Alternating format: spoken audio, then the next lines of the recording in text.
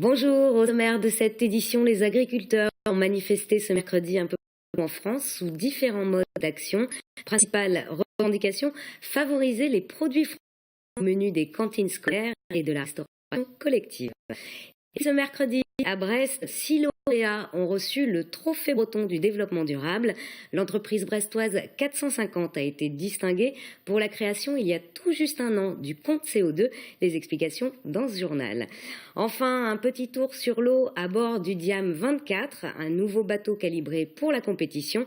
Ce multicoque a été présenté à l'Envéoc Poulmic aux membres de l'équipe de France militaire de voile. Bienvenue dans ce JT du mercredi 5 novembre 2014. Les agriculteurs ont manifesté ce mercredi un peu partout en France à l'appel des syndicats FNSEA et Jeunes Agriculteurs. Principale revendication, favoriser les produits français dans la restauration collective. En Finistère, pas de mouvement, mais des engagements. Après une réunion à Quimper, l'association des maires, par la voix de son président Dominique Cap, a annoncé vouloir être plus vigilante sur la provenance des produits au menu des cantines du département. Et puis dans les Côtes-d'Armor, autre action avec une opération escargot de quelques 200 paysans sur la voie express avant de rejoindre Saint-Brieuc. Enfin, en Ille-et-Vilaine, les agriculteurs sont allés à la rencontre de parents d'élèves devant une école. Le reportage de Justine Boissel et Sandra Douceret de TVR 35. Manger français, du moins le plus possible. C'est la volonté des agriculteurs présents à la sortie des classes ce midi à Saint-Aubin-du-Cormier. Munis de pétitions dans une centaine d'écoles comme celle-ci, ils sollicitent les parents d'élèves. Leur exigence, que 2 repas sur 3 servis dans les cantines soient d'origine française. Cette opération-là, c'est vraiment de sensibiliser les gens, leur dire on peut manger français à pas plus cher, avec des produits de meilleure qualité, des produits tracés qui viennent de la région, donc qui favorisent l'économie et le maintien du tissu rural. Une opération comprise et suivie par une majorité de parents d'élèves. Je trouve que c'est légitime dans le sens où ils sont plus ou moins en voie de disparition, et puis c'est important aussi de garder nos métiers et c'est aussi important de pouvoir avoir de la nourriture française. Je pense que c'est une bonne initiative, qu'il faudrait pousser un peu les mairies et les conseils régionaux à agir un peu plus. L'origine de cette mobilisation réside dans un constat. 75% des produits servis par la restauration collective sont étrangers. Un choix souvent justifié par des prix plus concurrentiels. Est-ce que même si la collectivité met quelques centimes d'euros de plus pour le repas parce que c'est une provenance française, peut-être que derrière, si ça crée des emplois, si ça crée une activité économique, peut-être qu'il taxera moins les entreprises, qu'il y aura moins d'imposition. Un souci de qualité des produits est revendiqué, mais manger français, c'est aussi contribuer à la stabilité économique de la région. En Bretagne, l'agriculture et l'agroalimentaire représentent 3 emplois sur 5.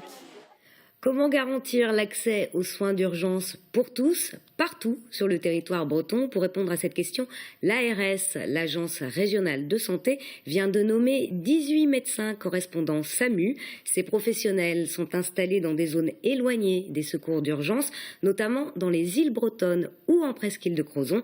Les explications à Vannes avec Camille Pochet de TB Sud. Des médecins généralistes libéraux et l'hôpital public s'associent pour garantir des soins d'urgence. Dans des zones situées à plus de 30 minutes des centres du SAMU, des médecins correspondants sont en place.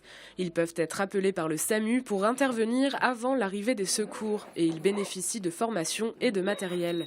Les premiers territoires concernés, ce sont les îles. À Belle-Île, ils sont 3 à avoir signé une convention. Les soins d'urgence, ils les pratiquaient déjà, mais désormais, ils bénéficient de matériel médical d'urgence, d'un cadre juridique et de l'aide des secours. C'est un métier que nous connaissons et aujourd'hui, nous avons la reconnaissance de cette mission de service public. C'est quand même beaucoup plus sécurisant de travailler avec une équipe et puis de travailler en correspondance avec le SAMU. En étant médecin correspondant du SAMU, on sécurise notre activité avec un cadre via le SAMU et puis l'hôpital dont on dépend. La région a investi 200 000 € pour ce projet. L'objectif du dispositif est de favoriser l'accès de tous aux soins d'urgence. Pourtant, si désormais les îles sont très bien couvertes, il reste des territoires qui sont à plus de 30 minutes d'un service d'urgence, y compris dans le Morbihan. Il nous reste encore une petite difficulté entre le Morbihan et l'Ille-et-Vilaine. Là, nous sommes à 33 minutes d'un service d'urgence. Donc, nous devons convaincre, je dirais, de nouveaux professionnels de santé pour rejoindre là les 18 médecins correspondants SAMU que nous sommes en train de former aujourd'hui à Vannes au dispositif d'urgence. Il manque 6 à 8 professionnels de santé pour que le Morbihan soit couvert. En attendant, les nouveaux médecins correspondants du SAMU sont déjà entrés en fonction. 6 lauréats ont reçu ce mercredi à Brest le Trophée breton du développement durable, un prix qui récompense les bonnes pratiques en matière d'environnement. Parmi ces lauréats, l'entreprise brestoise 450, il y a tout juste un an, elle a créé le compte CO2, une innovation que nous présente Guy Abalin. C'est un prix qui a son importance pour une société en quête de reconnaissance et qui n'a même pas un an. Ce mardi matin, l'entreprise 450 a reçu le trophée breton du développement durable pour leur site internet de compte épargne CO2. Installée à la Technopole de Brest, la société dirigée par Jean-Luc Barada est née d'une idée simple. Une entreprise a désormais la possibilité de réduire son bilan énergétique en rachetant des émissions de CO2 grâce à un système dit de compensation carbone.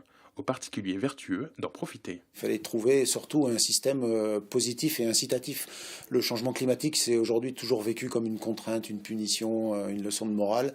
Et nous, on s'est dit, il faut complètement renverser ce point de vue et montrer qu'au contraire, c'est quelque chose de très gai, très joyeux, très moderne et que c'est un grand progrès de lutter contre le changement climatique. Dans le principe, il suffit aux particuliers de se rendre sur le site internet Compte épargne CO2 et d'y faire un bilan carbone. S'il fait des efforts en matière d'émissions de gaz à effet de serre, il est récompensé par des crédits CO2. Ces crédits sont ensuite échangeables contre des bons d'achat dans des entreprises partenaires ou en cash. Il va gagner déjà l'information sur savoir combien il émet de CO2 par an par rapport à la moyenne nationale. Puis il a gagné après à intégrer donc une communauté d'autres personnes qui aussi sont dans cette idée de limiter les émissions de CO2. Et puis surtout derrière de pouvoir gagner du cash ou gagner une place de spectacle ou une place de train ou contre ces kilos de CO2. Pour l'instant, la start-up, qui est la première à faire cela en France, ne gagne pas d'argent. Depuis novembre 2013, 2500 ménages ont déjà ouvert un compte et 50 entreprises ont rejoint la démarche. La société 450 en espère 10 fois plus d'ici 2 ans. Embarquement maintenant à bord du Diam 24. Ce nouveau multicoque navigue déjà, mais il vient de faire son entrée dans la flotte de l'école navale de Lanvéoc-Poulmic, en présence des membres de l'équipe de France militaire de voile. Sophie Lecroisier était sur place. Voici le Diam 24, le petit nouveau de la flotte de l'école navale du Poulmic. Enfin presque. Ce trimaran de sport sera mis à disposition régulièrement de l'école. Il est conçu pour régater en équipe, à 3 ou 4 co-navigateurs. Ses capacités techniques sont de réels atouts pour l'apprentissage de la voile. C'est surtout l'accès à la haute compétition et puis le challenge de naviguer sur des bateaux technologiques très pointus. L'acquisition d'un monotype multicoque n'est pas chose facile. Alors si le baptême du Diam 24 Ouest Courtage se fait à l'école navale à Lanvéoc, c'est grâce à la volonté de se passionner de glisse, de vagues et de vitesse.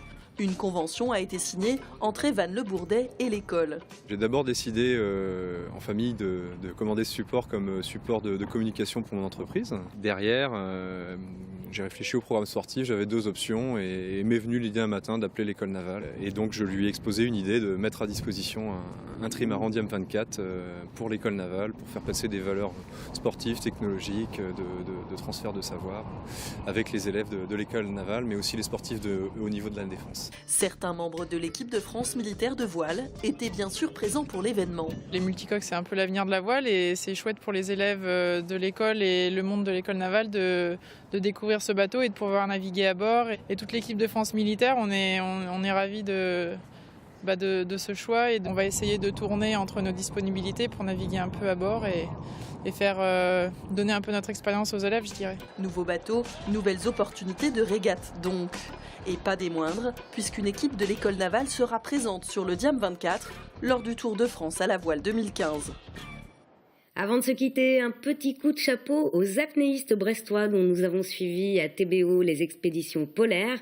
Laurent Marie, Jacques Lelay et leurs coéquipiers viennent de décrocher la palme de bronze au Festival international de l'image sous-marine de Marseille, un prix qui récompense leur film Un monde de glace, retraçant leur expédition en Antarctique, dont on voit ici de superbes images. Félicitations à eux. Donc, c'est la fin de ce JT. Merci de nous avoir suivis. On se retrouve demain à 18h30 pour un nouveau point sur l'actualité locale et régionale. Bonne soirée sur TBO.